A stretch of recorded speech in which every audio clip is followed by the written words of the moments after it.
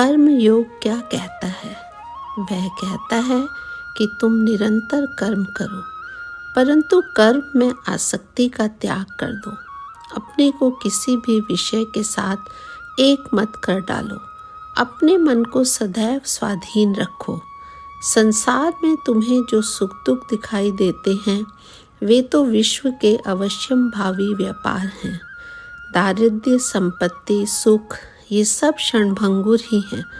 वास्तव में हमारे प्रकृत स्वभाव से इनका कोई संबंध नहीं। हमारा प्रकृत स्वरूप तो सुख और दुख से एकदम परे है। प्रत्यक्ष और कल्पना गोचर विषयों के बिल्कुल अतीत है, परंतु फिर भी हमें निरंतर कर्म करते रहना चाहिए। क्लेश आसक्ति से ही उत्पन्न होता है, कर्म से नहीं। जो ही हम अपने कर्म से अपने आप को एक कर डालते हैं, त्यों ही क्लेश उत्पन्न होता है।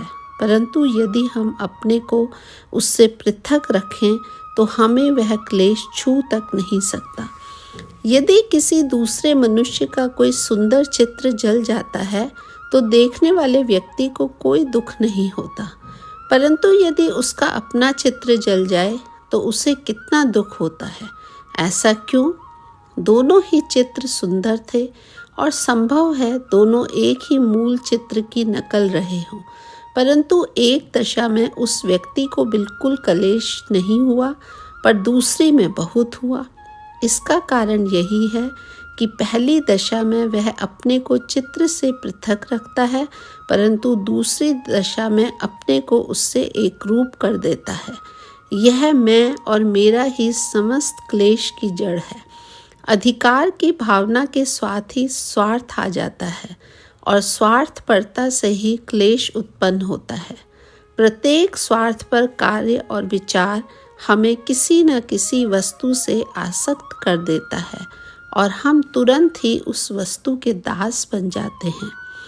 चित्त का प्रत्येक स्पंदन जिसमें मैं और मेरे की भावना रहती है, हमें उसी क्षण जंजीरों से जकड़ कर गुलाम बना देता है।